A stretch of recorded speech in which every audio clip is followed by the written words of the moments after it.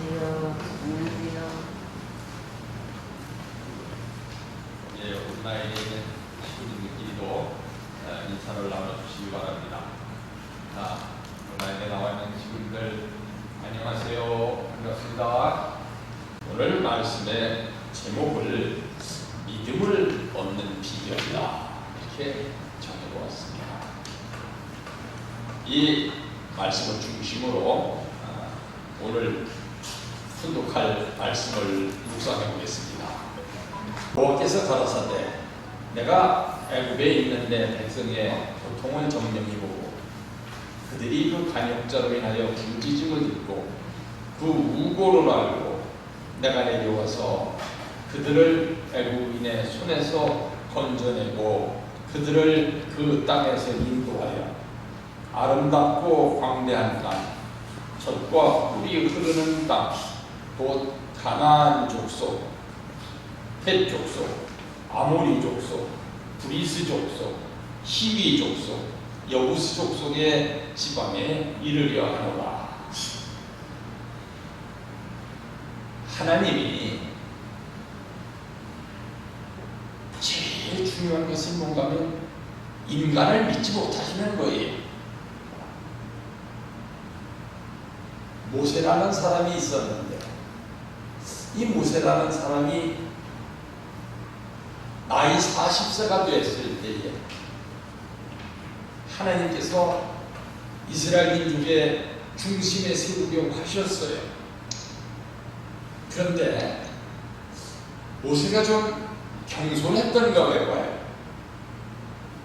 나이 40세가 되었을 때 여러분은 어떻게 생각하게 되겠어요? 똑같은 입장에 처하게 되면은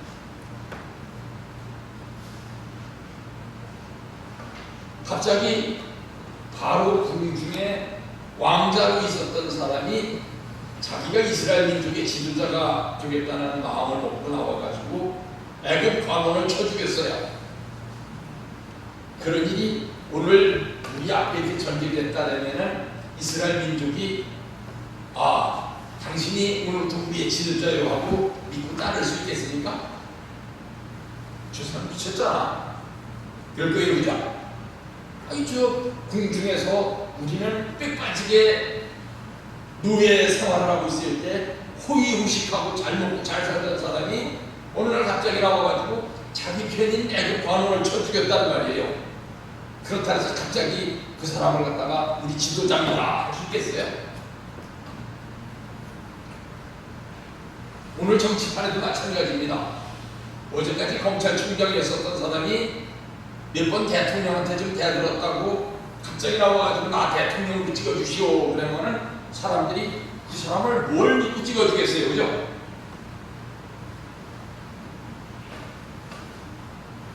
자기가 충분히 생각했었던 정책을 앞에 내놓고 내가 대통령이 된다면 이렇게 하겠습니다 하고 충분히 밝히고 또 능력을 보여줘야 돼요. 무슨 능력을? 자기 편이 된 사람들을 어떻게 잘 단결시켜가지고 그 사람들과 함께 조직을 운영해 나가는 능력을 보여주면 사람들이 저 사람을 찍어줘야 되겠구나 이렇게 생각할 거예요. 이 모세도 마찬가지였습니다.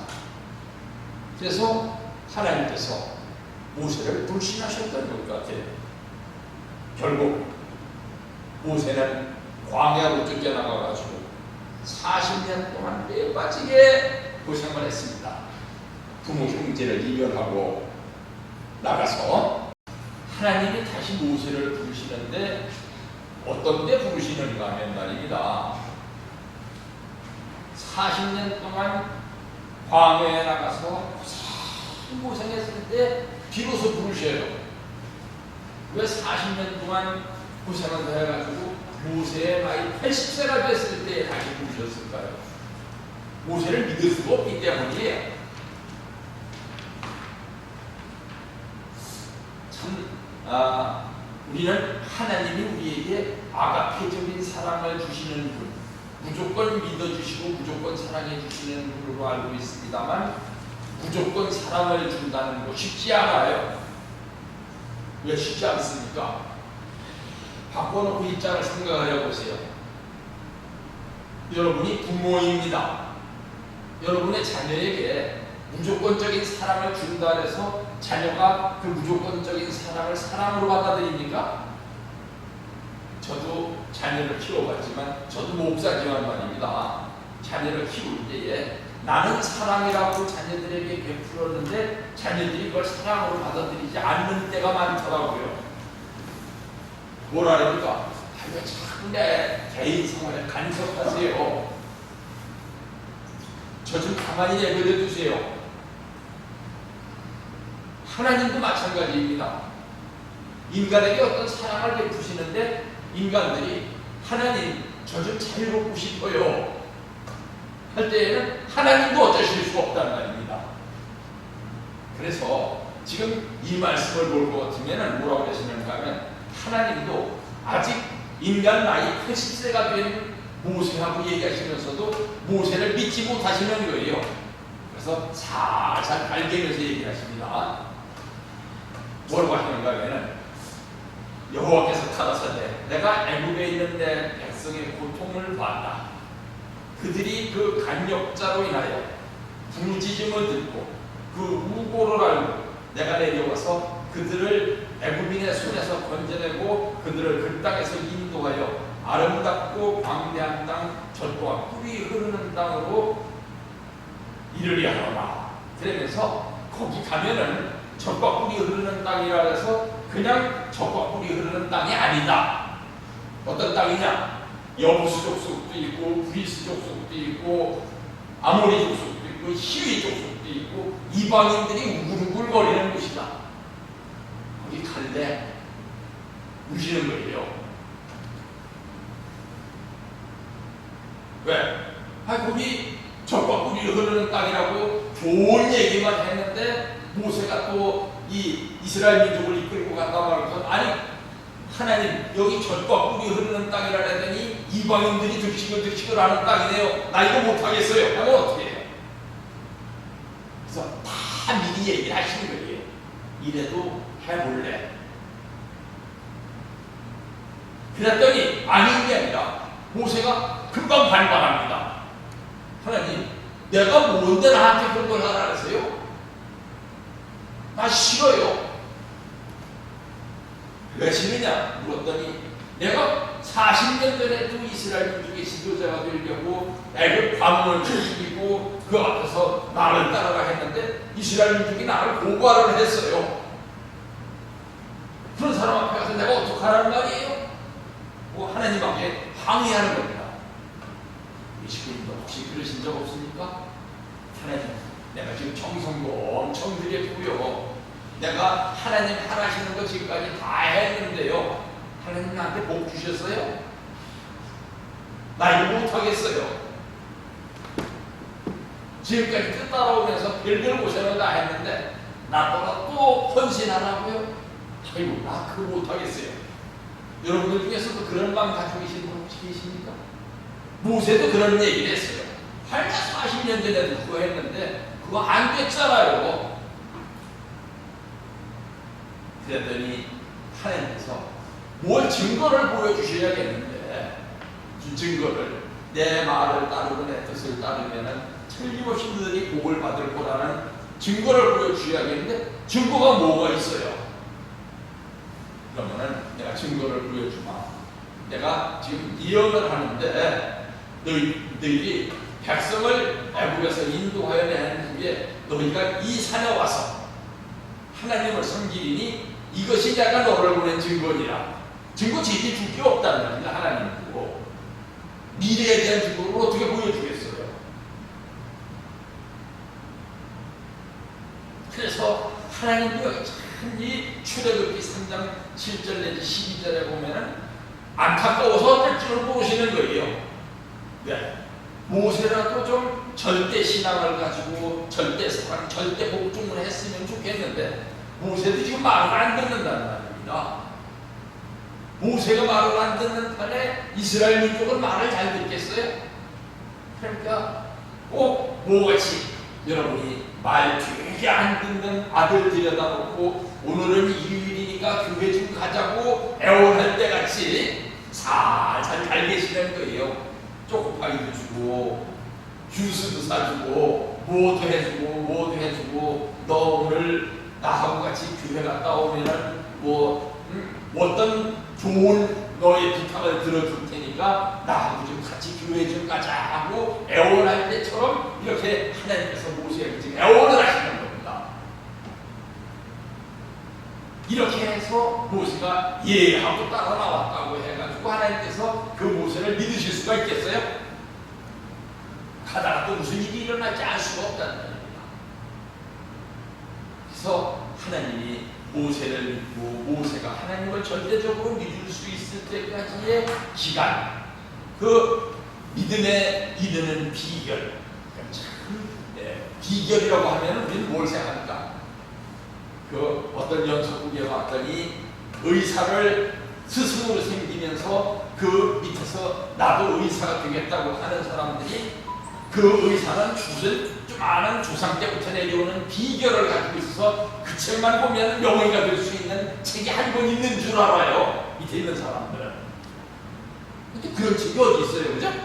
의사가 되려면 수백 권의 책을 읽고 수천 권의 책을 읽고 수만 명의 환자를 진료를 하면서 경험을 터득해야지 한 권으로 나되는 책은 없어요. 이 인간들은 그런 소망을 가지고 살아간다는 말입니다. 그 책 한 권만 보면 모든 게 다 될 수 있는 길, 뭐만 되면 다 될 수 있는 길, 이런 쉬운 길이 있는 줄 알고 있어요. 지금 그런 길은 없어요. 사모님께서도 우리에게 말씀을 하십니다. 전도는 많이 주면서 하게끔 되어 있습니다. 만약 여러분이 그렇게 했는데도 불구하고 그들이 응하지 않게 되면 하늘에 호출 명령이 내려지는 것입니다. 용서받지 못하는 것입니다. 선은 뿌려서 거두지 못하는 일이 없기 때문에 선한 사람이 부를 때 거기에 대답하지 못하면 벌을 받는 것입니다.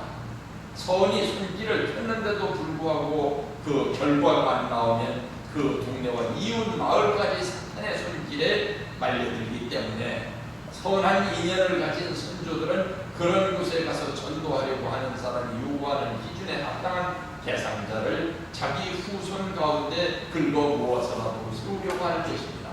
이것이 원칙이기 때문에 후손에게 몽시 가운데서라도 가르쳐주는 것입니다.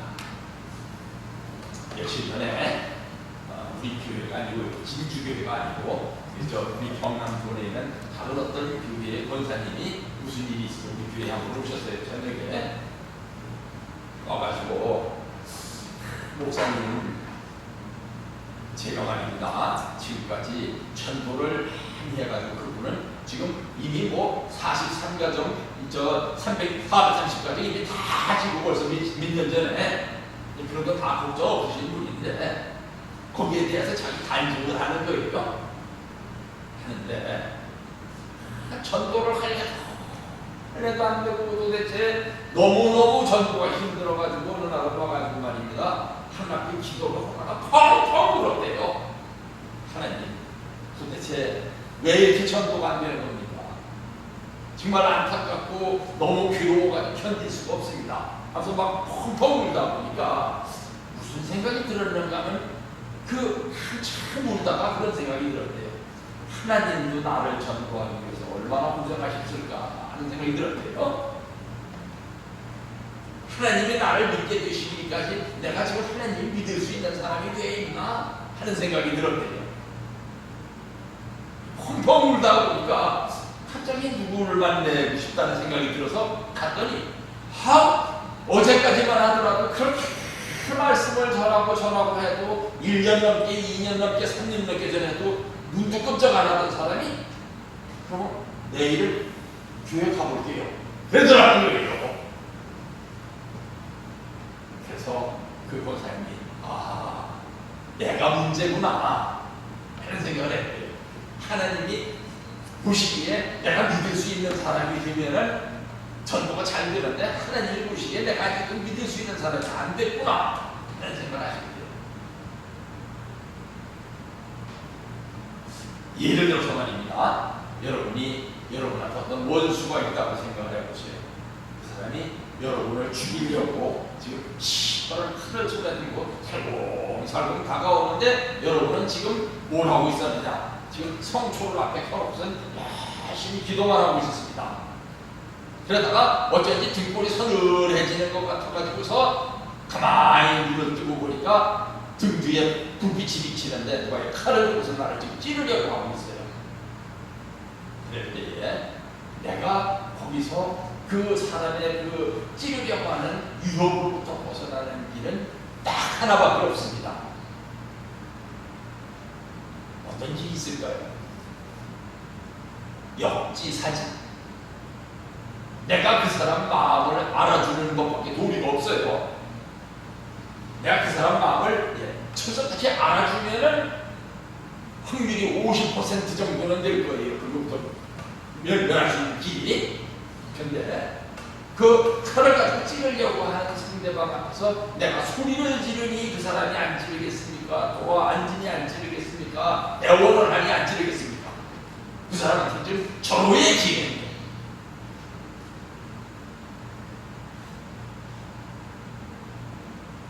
그때 그 사람의 그 찌르려고 하는 마음으로부터 벗어나는 길을 내가 당신 마음을 다 압니다. 한 길밖에 없을 거예요. 우리가 어떤 사람을 전도하려고 할 때 그 사람 마음을 100% 이해하고 그 사람 마음속에 들어가서 또 그러면서도 내가 주체가 되어 있을 때 그럴 때 전도할 수가 있는 것입니다. 그런 사람들하고 같이 앞으로 어떻게 해야 되느냐? 힘을 합쳐가지고 지금 같이 일을 해야 될 입장에 있다는 말입니다. 지금 그만큼 절박해요. 어제까지 원수였던 사람, 어제까지 내 말을 참 콩으로 매주를 쓴다라도 듣지 않았던 사람과 함께 일을 해야 될 그런 때가 되어 있는데 그 사람한테 어떻게 내가 믿음을 살 수 있겠습니까? 그 사람과 함께 믿음에 이르는 길을 한번 살펴보겠습니다. 이 출애굽기에 보면은 하나님께 모세가 얘기합니다. 모세가 하나님께 구하되 내가 이스라엘 자손에게 가서 이르기를 너의 조상의 하나님이 나를 너희에게 보내셨다 하면 그들이 내게 묻기를 그의 이름이 무엇이냐 하리니 내가 무엇이라고 그들에게 말하리이까. 하나님이 모세에게 이르시되 나는 스스로 있는 자니라. 또 이르시되 너는 이스라엘 자손에게 이같이 이르기를 스스로 있는 자가 나를 너희에게 보내셨다. 참 되게 어려운 얘기입니다. 세상에는 아닙니다. 스스로 존재하는 존재는 세상에는 없어요. 우리나라 말에 무슨 말이 있습니까? 복풍장은 없단 말이죠. 그죠? 자기 혼자만 뭘 할 수 있는 사람은 없어요. 상대방과의 관계를 맺어야 무슨 일을 할 수 있지 자기 혼자 할 수 있는 일이 없는데 여기 하나님은 뭘 하실까 하면 나는 아무하고도 관계없는 사람이니라. 아무하고도 관계를 안 맺고서도 나는 뭘 할 수 있는 존재니라. 그러니까 이런 분을 모세가 이해를 할 수 있겠어요? 하나님 그래 원인도 없고 결과도 없고 혼자서 존재하시는 분이 어디 계신다는 저는 이해를 못하겠습니다. 그랬더니 하나님께서 하시는 말씀이 나는 누군가 하면 너의 조상 가운데 아브라함이 있고 이삭이 있고 야곱이 있지 않느냐. 아브라함과 이삭과 야곱의 하나님이라고 전해라. 하나님도 하나님 자신을 설명하려고 하시는데 하나님은 자신을 설명을 할 길이 없어요. 왜? 세상에 존재하는 모든 존재들은 다 상대적으로 존재를 하지 절대적으로 존재하는 존재는 없는데 하나님은 나는 절대자니라 하고 말씀을 하시니까 그 하나님을 이해할 길이 없다는 말입니다.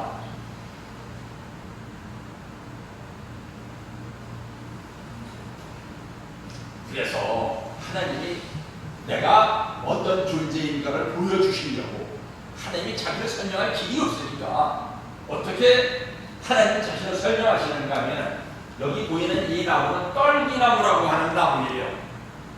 실제로 이스라엘 땅에 가면은 떨기나무라는 나무가 있습니다. 이렇게 이 떨기나무라는 나무가 있는데 이 떨기나무가 나무가 큰다 그러면은 거기 불이 붙는다면 어떻게 돼요? 거기 불이 타고 있으면은 차차로 잔가지부터 없어지죠, 그죠? 불타는 모습을 보지 않은 사람들은 이해가 안 갈지 모르겠습니다만 나무가 이렇게 있으면 그죠? 굵은 가지가 있고 잔가지가 있는데 거기서 불이 타고 있으면 잔가지부터 없어지기 시작해서 나중에 마지막에 제일 굵은 가지가 없어집니다. 그런데 지금 이 나무에 불이 확 타고 있는데 잔가지도 암만 오래 타도 잔가지가 하나 없어지는 게 없어요. 굵은 가지는 말할 것도 없고 그래서 계속 타고 있다는 말입니다. 그러니까 모세가 저걸 보고서 야 저기 도대체 뭐냐? 하나님이 저런 분이란 말이냐? 계속 불타고 있는데도 없어지는 것은 아무것도 없는 그런 분이 하나님이란 말이냐? 생각하면서 하나님을 이해하게 되는 과정을 성경에서 이렇게 설명을 하고 있습니다. 우리는 어떠해요? 뭐라도 하나 하다 보면 지쳐서 내 힘이 소진되면 내 의지도 소멸이 되죠, 그죠? 그런데 하나님은 아무리 오래도록 뭐를 하시더라도 변함이 없는 분이고 지치질 않은 분이라는 겁니다. 그래서 하나님이 우리를 믿으시려면 우리가 어떤 존재라 해야지 우리를 믿으실 수 있는가 하면 우리가 변하지 않을 때 그래서 하나님을 믿으신다는 말입니다. 우리 인간들도 마찬가지죠, 그죠? 어떤 사람이 어제 하는 말이 다르고 오늘 하는 말이 다르면 그 사람을 믿을 수 있겠어요? 저 사람은 분명히 공산주의자인데 저 사람이 무슨 얘기를 분명히 과거에는 이런 얘기만 했었는데 공산주의적인 얘기만 했었는데 오늘은 돌아다니면서 뭐 민주주의 얘기도 하고 다니고 뭐 자본주의 얘기도 하고 다니고 그런 것도 다 인정한다. 나 그렇게 할 거다 하고 그러다니면 그 사람을 믿을 수 있겠어요? 그 사람이 말하는 것이 어제 한 말과 그저께 한 말과 1년 전에 한 말과 10년 전에 한 말이 오늘 하는 말하고 하나도 다름이 없을 때 그 사람은 원래 그런 사람이야 하고 인정을 하게 된다는 말입니다. 그와 마찬가지고 그 믿음이라는 것은 어떤 때에 갖게 되느냐? 하나님이 뭐를 보여주시는데 굵은 가지가 남아있는 건 말할 것도 없고 1시간, 2시간, 3시간, 4시간, 5시간이 되는데도 잔가지 하나도 없어지질 않는 가운데 불 붙어서 계속 타오를 때 이분은 영원하신 분이구나 하는 생각을 하게 됐단 말입니다. 그래서 모세가 하나님을 믿게 됐어요. 야, 이건 보통 기적이 아니다.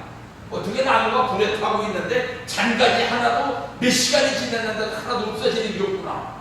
변하는 게 없구나. 이건 대단한 것이다. 그래서 모세도 하나님을 인정했단 말입니다. 그런데 이런 모세가 어떤 순간에서 하나님을 만나게 됐는지를 생각해 볼 필요가 있습니다.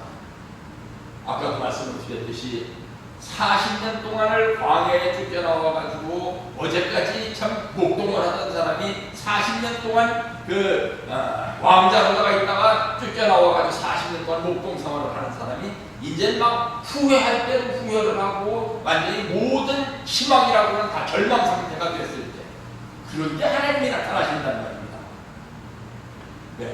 그 상황 가운데서도 내가 변치 않았는지를 보려고 저희 경우에 말입니다. 우리 식구들이 제일 기뻐할 때를 어떤 때인가 봤더니 제가 본 그 경험에 의하면 우리 식구들이 제일 기뻐하는 순간은 어떤 순간이냐?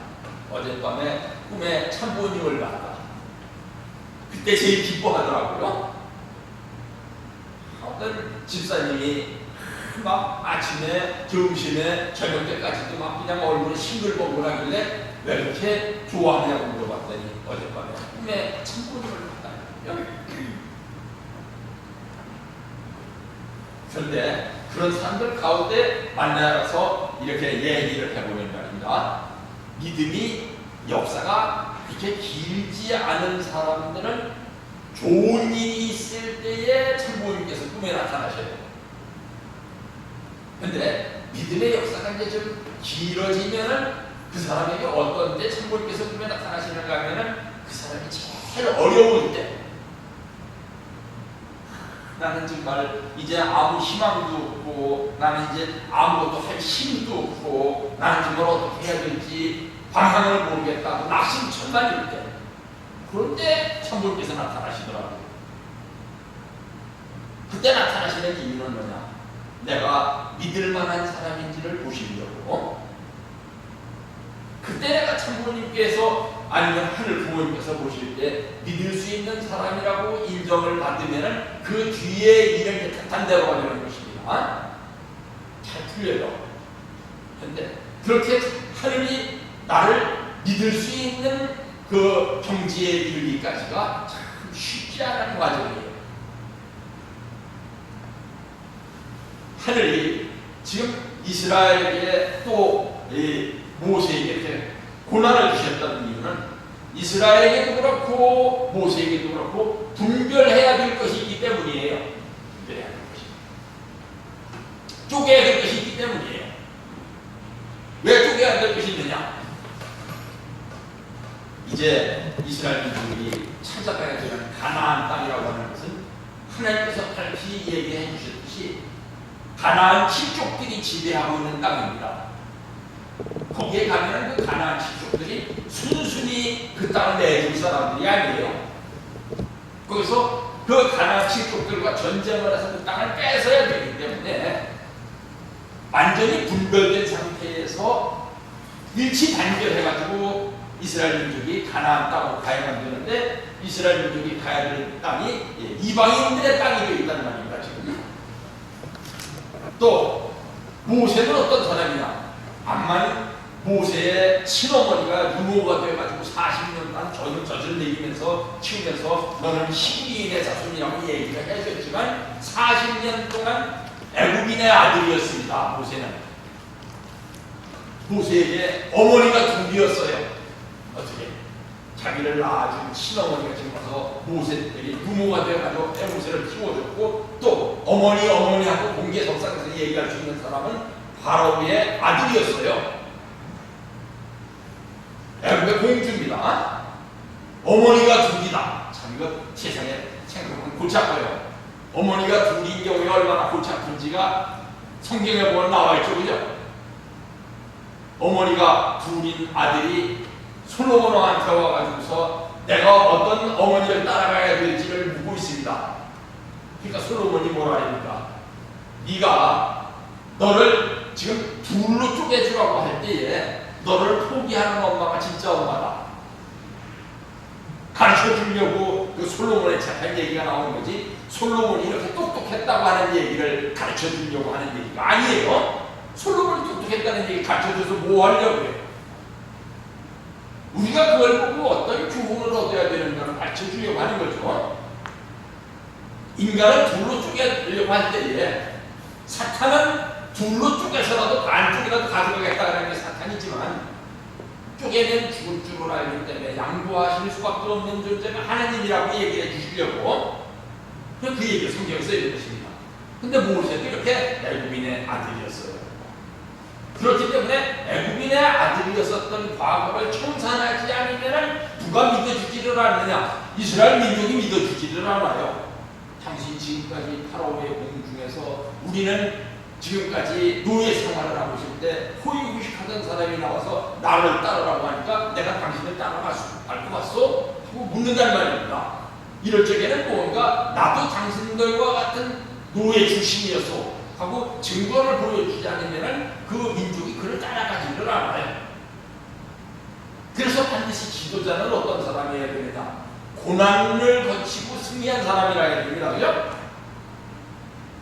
호의호식하면서 아무런 고통도 모르고 고생도 모르고 자라난 사람은 지도자가 될 수가 없어요. 그러면서도 모세가 어떤 입장에 있느냐? 하나님을 참 절대적으로 믿지 못하는 입장에 있으니까 하나님께서 그렇다면 네 증인이 하나 필요하겠구나 하고 증인으로 세워준 사람이 뭡니까? 모세의 형이에요. 네 형이 네 증인이 되면 아마 믿어줄 것이다.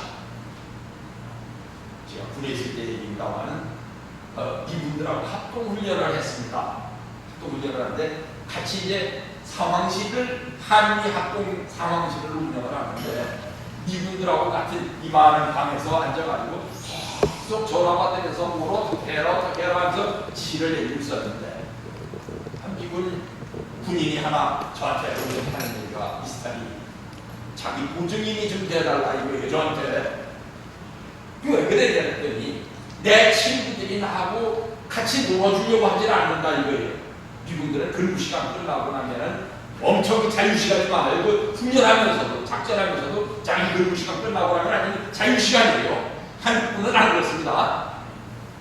우리는 뭐 자유시간 자기 근무시간 끝나고 나서도 비상대기를 하고 있어야 되는데 근데 이 사람들은 중요한 게 뭔가 하면 자유시간이 그렇게 많다 보니까 자기를 사람들이 받아줘야 되는데 자기가 사람 친구들이 커피 마시고 있는 데 가서 같이 마시자고 하면은 전부 커피잔까지 딴 데 갖고 오래요. 딴 사람들이 식당에서 밥 먹는데 나도 같이 먹자고 식당 가서 밥 먹자면 식당들이 딴 데 다 가버려요. 주식시간에 그 사람들이 제일 많이 하는 게 도박인데 그 도박하고 있을 때 나도 좀 같이 하자 그러면 다 싸가지고 가버려요. 이 사람이 견딜 수가 없다는 겁니다. 그래서 저한테 와가지고서 보증을 좀 서달라는 거예요. 왜 내 보증이 필요하냐 그랬더니 이런 어려울 때 네가 가서 네 친구라고 한마디만 얘기해주면 거기 끼워준다는 거예요. 희한한 사회라고 미국 사회가. 그래서 얘기를 했어요. 저 친구 나하고 같이 친구 때 좋은 사람이라 그랬더니 세상에 믿을 수가 없어요. 그 얘기 한 번 했더니 그러냐 앉으라 이렇게요.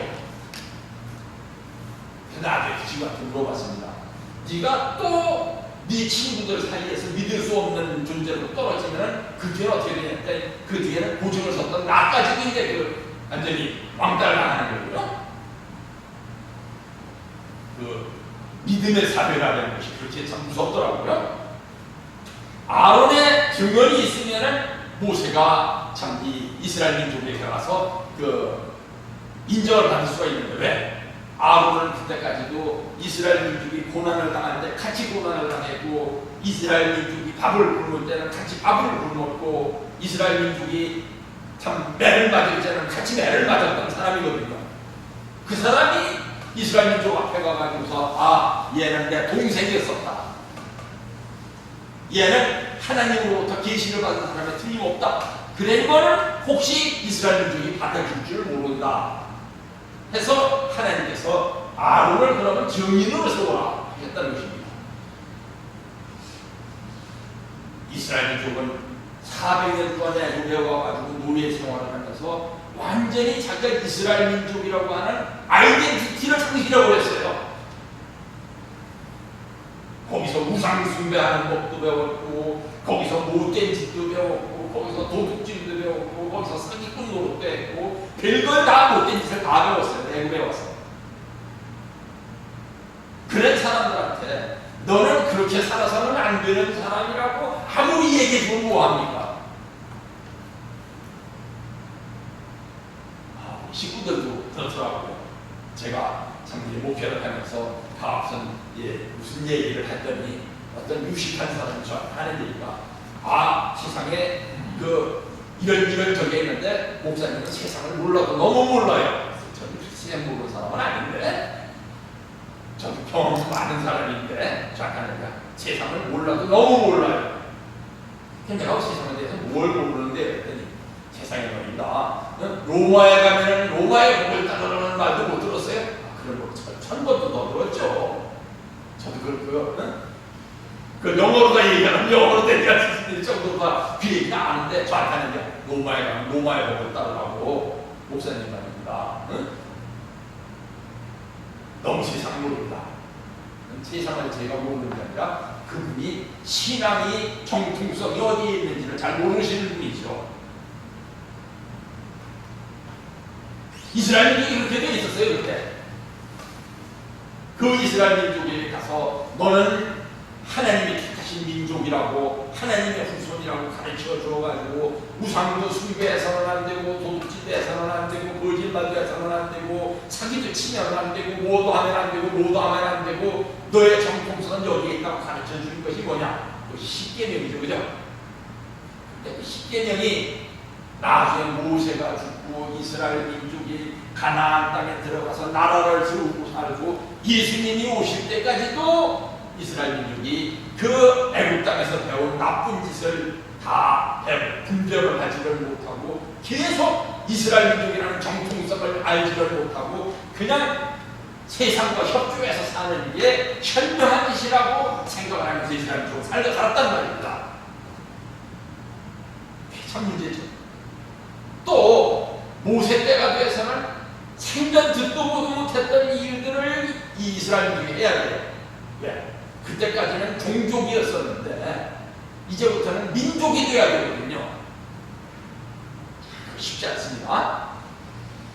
제가 옛날에 한국 역사를 배울 때에 그 한국 역사를 처음 가르치시는 초등학교 선생님이 저한테 했던 얘기가 지금도 귀에 남아있어요. 무슨 얘기?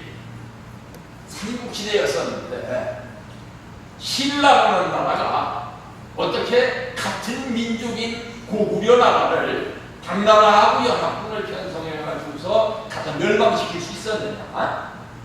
신라라는 나라가 어떻게 같은 민족인 백제를 당나라하고 연합군을 편성해가지고 가서 백제를 멸망시킬 수 있었느냐? 이건 같은 민족으로서 있을 수 없었던 일이다. 지금 생각해서 민족이죠. 그때 삼국시대에는 우리 민족한테 민족이라는 개념이 없었어요. 역사학자들이 조사한 바에 의하면 민족이라는 개념이 생겨난 것은 고려 이후래요. 한국 사람들한테. 근데 민족이라는 의식이 없이 너는 다른 민족이라고 생각하고 있는 사람들한테 가서 너하고 나하고는 같은 민족이라면 그 사람들이 받아들이겠어요? 그걸 받아들이는 데는 나중에 고려 통일신라 시대를 한참 지나서 고려 시대가 되니까 우리는 같은 민족 하고 있었지만 지금도 저 전라도에 가면은 우리는 백제의 후손이라 하고 여기서는 신라의 후예라 하고 지금도 삼국시대예요. 한국이 민족이라는 동질성을 이 민족이 공유하게 돼서 같은 민족이라고 생각하고 같이 고난을 같이 하겠다고 생각하게 될 때까지는 긴 역사가 필요하고 어떤 지도자가 나와서 그 같은 민족이라고 하는 개념을 심어주는 것이 중요해요. 지금도 북한에 가면 말입니다. 북한에서는 어떻게 가르치고 있는가 하면 한민족이라고 안 가르쳐요. 이제 북한에서는 북한 초등학교 교과서에 보면 우리 김일성 민족이라고 가르쳐요. 이게 쉽게 없어지는 것이 아닙니다. 그래서 이 분별해야 되는 기간이 참 필요하다. 그래서 모세가 지도자가 되려면 여러 가지 과정을 거쳐야 되는데 먼저 애굽의 지도자가 되고 나중에 이스라엘의 지도자가 되는 길이 있었습니다. 그건 뭡니까? 우리나라 사람들이 말입니다. 예를 들어서 대학 교수가 있는데 그 대학 교수가 학교에서 제일 저 교수 실력 있는 교수라고 인정을 받으려면 어떻게 하면은 제일 먼저 인정을 받는가 하면 저 사람은 미국서 박사학위 받아가지고 왔어. 병원은 따져보지도 않고 그 선생은 실력 있는 선생이라고 생각해. 학생들이 생각을 해요. 그것처럼 먼저 이스라엘 민족이 보기에 모세를 지도자로 인정하려면 애굽 사람들이 전부 존경해 마지 않는 지도자가 모세다. 이러면 애굽 사람들도 인정해주는 지도자인데 우리 이스라엘 민족이 그 믿지 않아야 될 이유가 있느냐? 대단한 사람이다. 지도자 인정을 받는다는 말입니다. 그죠? 우리 참모님도 국내에서 아무리 말씀을 전해도 한국 사람들이 아버님을 지도자로 인정을 안 해주니까 미국에 가서 인정을 받아가지고 오셔가지고서 내가 미국에서도 승리하고 왔다 그러셨잖아요.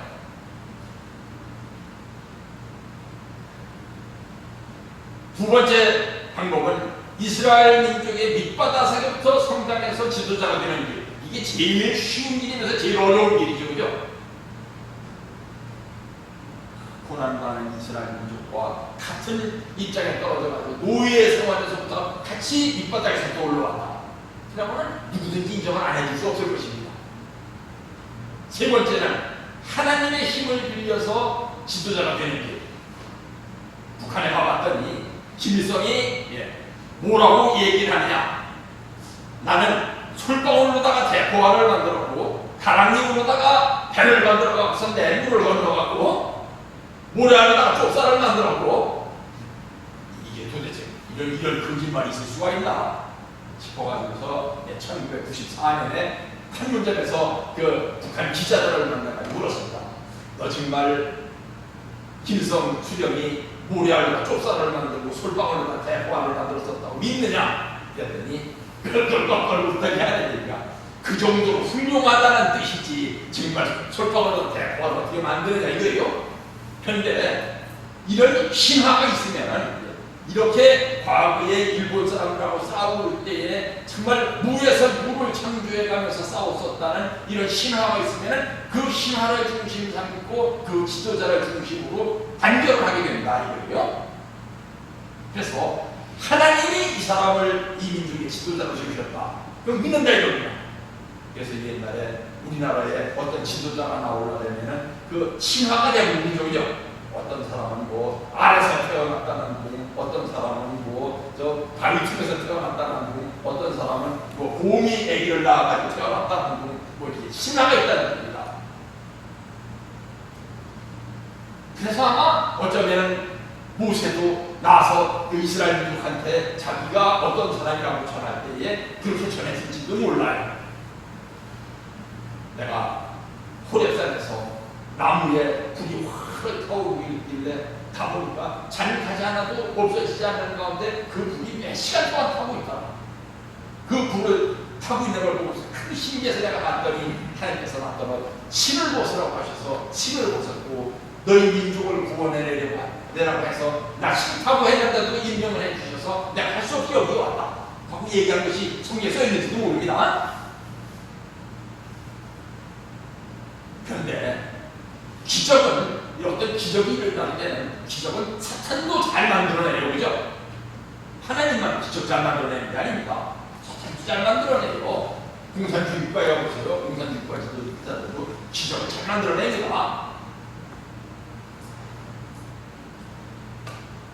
그래서 제일 중요한 것은 뭔가 하면 인품으로 존경을 받는 일이죠. 그죠? 인품으로. 야, 저분이 얼마나 훌륭하신 분인지 나 저분이 하시는 말씀이라고 하면 정말 하수는 믿을 수 없다라도 믿을 수 있어. 이 정도 되면은 그분을 중심으로 모인다는 말이에요. 아니면 실력으로 존경받는 일이십니다. 깡패가 말입니다. 깡패 등록이 되는데 제일 쉬운 길은 뭐예요? 그 앞에 누가 나서든지 주먹으로 대결을 해가지고 다 때려눕혔다. 그러면 지도자로 바꾸잖아요. 그죠?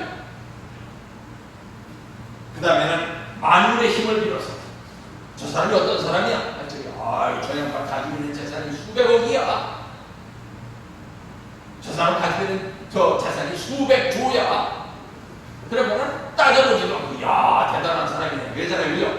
물질의 힘을 빌어서 아니면 타인의 힘을 빌어서 이렇게 지도자가 될 수 있었던 것입니다. 그거 가지고도 모자라서 내가 홍해 바다를 갈랐다 했죠. 그죠? 그래서 모든 어려움을 이기고 그렇게 한 번 단결을 시켜서 지도자가 되어가지고 나아가면서도 어때요? 그 과정에서 수많은 문제들을 해결하는 문제 해결 능력을 보여줘야 그 사람이 믿고 따라간다는 말이에요. 그러면서도 그 능력을 보여주는 데 있어서 예를 들면 말입니다. 이스라엘 민족을 이끌고 모세가 나가면서 뭐라고 했습니까? 우리는 지금 가나안 땅으로 가려는 게 아니라 사흘쯤 되는 곳에 가가지고 제사들이 모으려고 한다 했습니다. 거짓말이 아니에요. 사흘쯤 되는 곳에 가고 제사 지내려고 하는 거예요. 정말 제사 지내려고 하는 곳은 어딘가면 숲곳이라고 하는 곳인데 어딘가면 고원지대예요. 이 지금 에지프트가 있는 지역에는 전부 평지거든요. 평지인데 이 숲곳이라고 하는 곳만 고원이에요. 우리가 이 참 여기서 서울 대전을 가려면 고속도로를 쭉 지나가다 보면은 어디입니까? 진안 장수 이쪽으로 지나가려면은 갑자기 길이 고속도로가 위로 올라가는 길이 있습니다. 그죠? 그래서 한참 가다가 거기서 금산 집집어 접어들려면 갑자기 길이 쭉 내려가요. 네, 무주 진안 장수는 우리나라에서 참 이름난 고원지대거든요. 이 숲곳이라는 것도 그런 곳이에요. 왜 그런 숲곳으로 가는 감이 그림에 나와 있는지 잘 안 보이겠습니다만 약간 언덕이 보이죠, 그죠? 이게 숲곳이 고지예요. 왜 이런 곳으로 가는가 하면 혹시 이스라엘 민족을 다시 잡아들이려고 애국 군대가 쳐들어오더라도 이 고원지대에 올라가 있으면 방어하기가 좋단 말입니다. 이러면 이스라엘 민족들이 어떻게 생각하겠어요? 거기 가서 제사 지낸다고 하는데 거기 가서 제사를 지내다가 혹시 애국 군대가 쳐들어오면 그 숲곳이라고 하는 데는 방어하기가 좋은 데야. 그러니까 가도 괜찮아 하니까 따라간다는 말입니다. 외적인 행정도 중요하다 이거예요. 그래서 이 엄청난 길을 걸어서 가는데 왜 여기 이렇게 갈 수 있는 고든 길이 있는데도 불구하고 이렇게 가는가 하면 고든 길로다가 가면은 내가 가기도 쉽지만 나를 잡으려고 하는 사람들이 따라오기도 쉽죠. 따라오지 못할 길로 가느라고 이렇게 길이 없는 곳으로 다 개척을 해가지고 간단 말입니다. 사탄이 따라오지 못할 것. 그것이 참 우리에게 중요하다는 것이에요. 그래서 승리를 해나가는데 이제 말씀을 시간이 다 됐으니까 줄이겠습니다. 이번에 참 구세 대회에 가서 이건 참 놀라운 사실이구나 하고 제가 감탄했었던 이유는 과거의 말입니다. 참 아프리카에 계신 친구들한테 이런 얘기하기는 미안하지만 사실은 사실이니까. 그러니까 상암 월드컵 경기장에서 가가지고서 참 대회에 참석했더니 어머님께서 은당과 대주교라고 하는 그 아프리카의 참 성직자를 내세우셔가지고 내가 이런 승리를 했다고 보여주셨습니다. 그랬더니 또 그 뒤에 하데베 선지자라고 하는 아프리카의 유명한 종교 지도자를 보여주셨는데 정말 그걸 바라보면서 저도 그런 생각을 했어요. 아이고 저분이 아프리카의 선지자가 아니고 미국 선지자면은 얼마나 좀 임팩트가 있을 텐데 설득력이 있을 텐데 아마 아프리카의 어떤 분이 저렇게 우리를 증거했다고 얘기를 하면은 듣는 사람들이 틀림없이 아프리카 사람한테 돈 갖다 주고 샀다 그럴 텐데 그런데 그다음에 마키살이라고 하는 세네갈이라는 나라의 대통령이 우리를 이렇게 지지했다고 얘기를 하면은 저 미국 대통령이 지지했다라고 높이 눌러도 아프리카의 세네갈 대통령이 지지했다는 게 한국한테 얼마나 설득력이 있을까 생각을 했는데 이번에 그런 사건이 터진 거예요. 그죠? 미국 대통령인 현직 대통령이 아니지만 도널드 트럼프라고 하는 저 직전 미국 대통령이 나와가지고 어머님을 영상에 나와서 증거를 했다는 겁니다. 은당과 대주교나 참 이 하데베 선지자가 아니라 폴라 화이트라고 하는 트럼프 대통령의 종교 담당 특별 고문이 나와가지고서 어머니를 지지했다는 겁니다. 그래서 저는 그걸 보고서 뭘 생각하면 50년 전에 서남동 교수가 부활했구나 하는 생각이 들었어요. 50년 전에 서남동 교수라는 분은 연세대학교의 연합신학대학원장을 지냈었던 우리나라에서 손꼽는 신학자였었는데 그분이 원리강론을 읽어보고서 원리강론은 동서고금의 기독교 신학이 나온 최고의 번쩍이라고 얘기했단 말입니다. 그래서 한국에서 난리가 났었어요. 그런데 그분한테 참 미안했던 것은 우리 교회가 그 뒤로 그 사람을 지켜주지를 못했어요. 보호해주지를 못했어요. 그래서 이 사람이 연세대학교에서 쫓겨났습니다. 근데 쫓겨난 뒤에 이 사람이 하다가 나중에 어떻게 됐는가 하면 우리 신학을 지지해주는 데서 좀 이탈을 해가지고 민중신학을 만들어내가지고 서남동 교수라고 하면 세계적으로 민중신학의 창시자로 알려져 있습니다. 근데 민중신학을 만든 뒤에도 이 사람이 민중신학의 큰부라고 하는 그때 당시에 80년대 말에서부터 90년대 중반까지 참 이 한국 대학생들이 읽었었던 제일 유명한 책 가운데 한 권인데 그 민중신학 한국한 게 거기 제일 뒤에 보면은 자기가 통일교의 원리학론에 대해서 증거했었던 논문을 갖다 실어놨습니다. 참 의의도 있고 용기도 있고 대단한 신학자죠. 근데 이번에 폴라 화이트 목사라는 분도 참 대단한 분입니다. 이 사진 한번 봐보세요. 여기 이 사진에 봐보세요. 이게 무슨 사진인지 보이시죠? 폴라 화이트가 의자에 앉으려고 하니까 대통령이 와가지고 여기 앉으세요. 의자를 빼주는 거예요. 이거는 물론 폴라 화이트가 대단하기도 하지만 트럼프라고 하는 대통령이 이만큼 신앙적이라는 얘기예요. 좀 다른 얘기할 때는 뭐 미치는 말 떠들었지만 신앙에 있어서만큼은 대단했어요. 트럼프 대통령이. 그래서 대통령이 직접 와가지고서 이 종교 담당 고문이 자기 앉으려니까 의자를 이렇게 빼주는 겁니다. 대통령이 무슨 녀석 할 때는 항상 뒤에 있었어요. 하루에 10번이고 자기가 언제 가고 싶은 때는 백악관에 들어가가지고 대통령 이렇게 해야 됩니다. 얘기를 하면은 대통령이 그 말을 심각하게 들었었던 그런 목사가 이 폴라 화이트 목사예요. 여기는 뭔가 하면 말입니다. 요 옆에 있는 거는 크리스찬 사람 보이지만 우리나라에서 제일 큰 교회라고 하면은 여기는 순복음 중앙교회 단위교회로 따라가는 세계에서 제일 큰 교회입니다. 예배 인원이 15만 명이에요. 이 교회에서 이 목사가 이 순복음 중앙교회의 담임 목사인데 이영훈 목사라고 유명한 분입니다. 순복음 중앙교회에 폴라 화이트 목사를 초청을 해가지고서 설교 좀 해달라 해가지고 20분 동안 설교를 했었습니다. 2018년도에 이때 또 한국 기독교에서 난리가 났었어요. 앵가면은 좀 우리 누나한테 좀 미안한 얘기가 될지도 모르지만 미국에는 목사도 그런지 지금 이 폴라 화이트라는 여자 목사의 남편이 세 번째 남편이에요. 한국의 기독교 목사들이 세상에 이런 사람을 순복음 중앙교회에서 모셔다가 그 설교를 하게 할 수 있느냐 하고 막 그 몇몇 목사들이 반대하기도 했었던 그런 사람입니다만 중요한 것은 그 영향력에 있어가지고 지금 빌리 그레이엄 이후로다가 최고의 영향력을 미국에서 가지고 있는 목사입니다.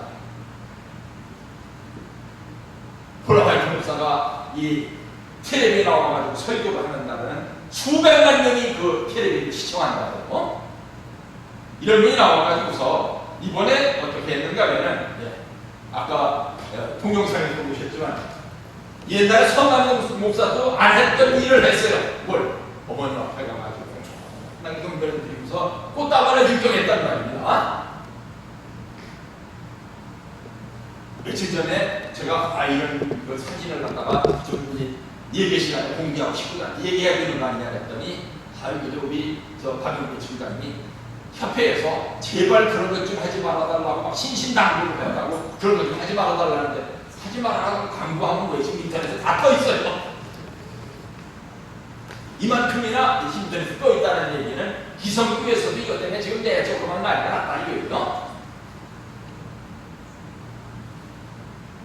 그런데 이런 용기를 내려면은 어떤 그 근거가 있어야지 이 세계적인 영향력을 가지고 있는 목사가 참모님 앞에 와가지고 따발을 드리고 연설을 나와가지고 얼마나 그 설교 중에서도 어머님을 즐거워 하는지 그렇게 될 수 있느냐.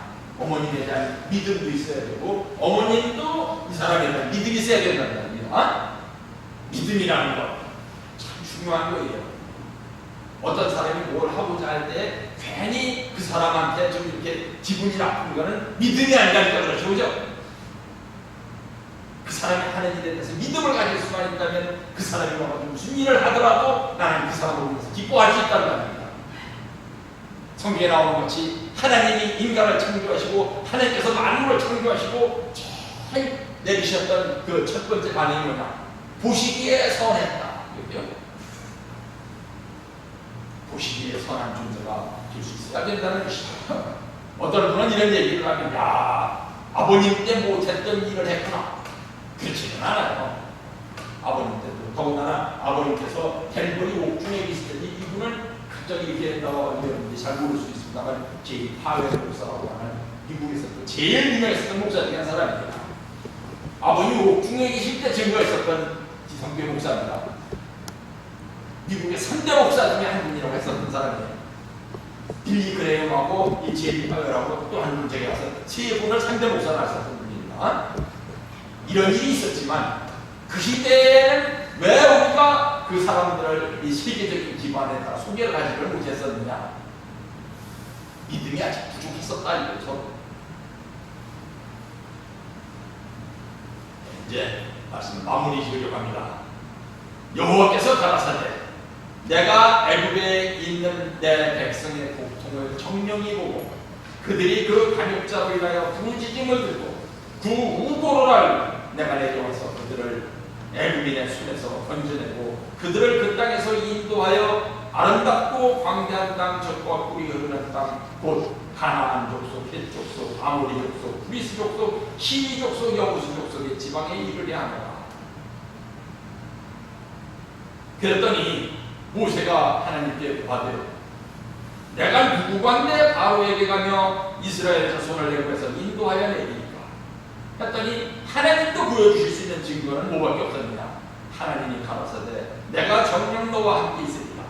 네가 백성을 애굽에서 인도하여 낸 후에 너희가 이 산에서 하나님을 섬기리니 이것이 내가 너를 보낸 증거이다. 증거는 없었다 이거죠. 미래의 증거가 나타나는 것이지 현재 어떻게 보여주느냐 이거죠.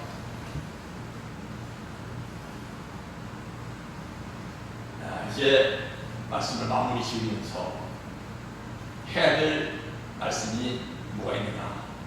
절대 신앙이란 뭐냐. 우리 여호와는 나의 목자시니 하는 찬송이 있습니다. 그죠?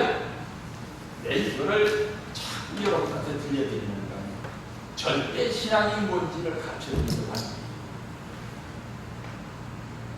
이 노래는 언제 나온 노래인가 하면 6.25가 한창일 때 나왔어요. 6.25 한창. 만약 이 노래가 말입니다. 요즘 같은 태평성대에 나왔다고 하면 당연하죠. 하나님 우리에게 세계 10대 경제 대국이 될 수 있도록 해주셔서 감사합니다. 우리가 자가용을 불리고 살 수 있게 해주셔서 감사합니다. 우리로 하여금 40평 아파트, 50평 아파트, 심지어는 100평이 넘은 이 맨션에서 살 수 있도록 해주셔서 감사합니다. 그런 감사는 얼마든지 나올 수가 있습니다. 잘 사는 때에. 근데 이때 6.25 때는 어떤 때였습니까? 우리나라 하게 되면 아무것도 없었던 때예요. 우리나라 대학 총장이 미국에 갔더니 뉴욕의 택시 운전수가 택시를 운전하고 가면서 물었어요. 당신은 일본 사람입니까? 나는 일본 사람이 아니라 한국 사람입니까? 한국 사람입니다. 그랬더니 일본 사람입니까? 물어놓고 이 사람이 뭐라 그랬는가 하면 일본 좋은 나라죠. 참 일본 여자는 세계에서 넘버원이고요. 일본 주택들은 뭐 어떻고요. 내가 일본에서 잘 알아요. 근데 내가 아니요 전 한국 사람입니다. 그랬더니 힐 쳐다보고 하는 얘기가 뭐라냐. 그 먼지와 매춘부의 나라 말입니까? 그렇다면 한국에서 여호와는 나의 목자신을 찾을 일이 뭐 있어요?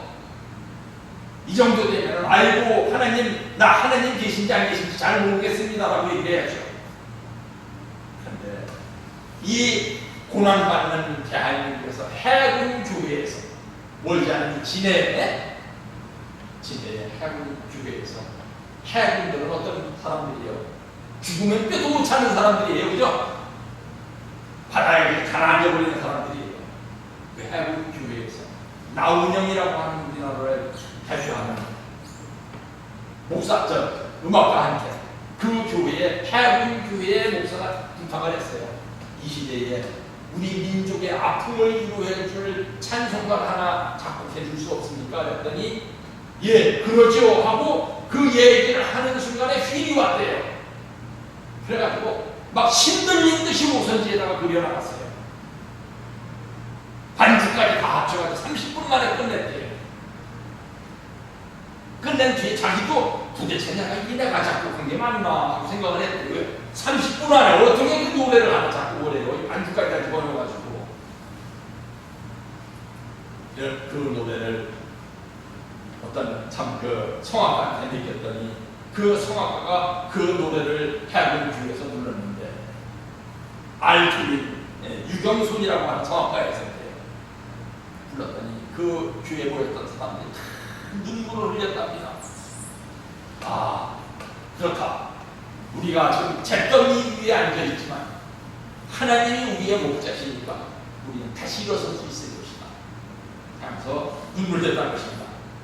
이 노래가 유행되는 데는 30년이 흐른 뒤에 유행이 됐습니다. 이런 노래 있는 줄도 몰랐어요. 그 안에는 사람들이 그 노래가 있는 줄도 모르면서 한 가운데 30년이 흘러간 거예요. 30년이 흐른 뒤에 비로소 우리나라 사람들이 한국 사람들이 작곡한 찬송가가 있는데 이 여호와는 나의 목자라는 찬송가가 있구나. 그래서 이 찬송가를 부르면서 지금까지도 한국을 대표하는 찬송가가 되어 있습니다. 절대 신앙이라는 것은 뭐냐? 내가 어렵고 힘들 때 누구든지 이런 환경에 처하게 되면 불신을 할 수밖에 없을 때 그럴 때에도 신앙을 변함없이 지키는 것, 그것이 절대 신앙이라는 말입니다. 그러면 절대 신앙을 지키는 사람은 가끔 어리석다라고 평가를 받을 수 있죠, 그죠? 세상 사람한테. 그런데 신앙인이면서 그 신앙을 절대 신앙으로 지키는 사람은 세상 사람들이 신임을 해줄까요? 그것도 아니에요. 어리석을지 모르지만 절대 신앙을 가지고 있는 사람이 더 어려운 가운데 힘을 내겠습니까? 아니면 어려운 환경에 처했을 때 상대 신앙을 하는 사람이 더 큰 힘을 내주겠습니까? 절대 신앙을 가진 사람이 더 큰 힘을 발휘하는 거예요.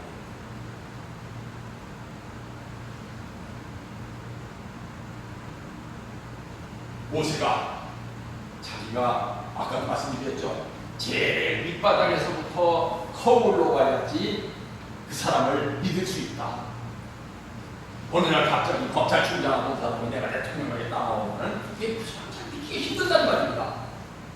어떤 정책을 가지고 있는지, 그 사람이 얼마나 경륜을 가지고 있는지, 얼마나 고생하는 사람인지, 얼마나 어려운 사람들의 입장을 참 이해해 줄 수 있는 사람인지. 그런데 모세 그 바로 왕궁에서만 40년을 지낸 게 아니라 미디안 광야에 가가지고서 제일 밑바닥 생활을 40년 동안 했단 말입니다. 그러니까 하나님께서 그래도 믿어주실 수 있었단 말입니다. 그것이 중요한 것이죠. 270장. 그래서 오늘은 어떤 사람이 돼야지 세상으로부터도 증거를 받을 수 있고 어떤 사람이 돼야만 하나님도 그 사람을 믿어줄 수 있느냐. 절대 신앙을 가지고 있는 사람을 하나님도 믿어주시고 절대 신앙을 가지고 있는 사람을 세상 사람도 믿어주신다. 내가 어떤 교회에 나가고 있는데 어떤 조직에 몸을 담고 있는데 다 불평불만하고 있다. 그거는 무슨 증거예요? 너는 거기에서도 인정받지 못하는 사람이구나 하는 증거죠. 그죠? 그 조직에서 인정받는 사람이라는 것 같으면 왜 불평불만을 하면서 살겠어요? 그 조직에 충성하는 믿음을 가지고 살고 있겠죠. 불평불만을 하는 사람, 상대적인 신앙을 가지고 있고 뭐든지 이 계산적인 신앙을 하는 사람, 그런 사람은 하늘도 믿어줄 수 없고 인간도 믿어줄 수 없다는 말입니다. 하나의 예를 들어 마치겠습니다. 우리 교회에 제가 참 이제 입교한 지가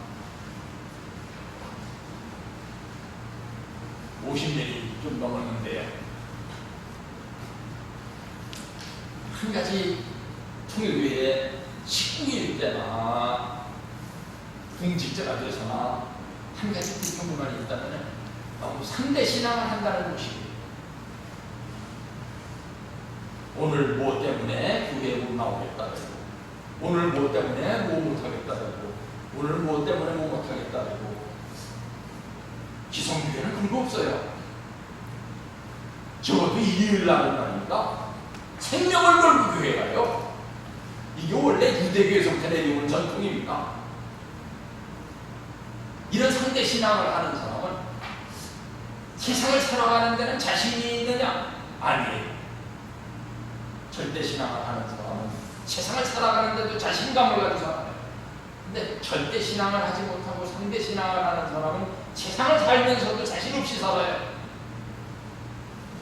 그래서 불평불만 가지 말라고 하는 것입니다. 그래서 믿음을 가지고 살라고 하는 것입니다. 기도하겠습니다. 하나님, 진진 참으로 오늘은 믿음에 도달하는 비결이라는 제목을 가지고 우리의 신앙을 반성해보는 한 시간을 가졌습니다.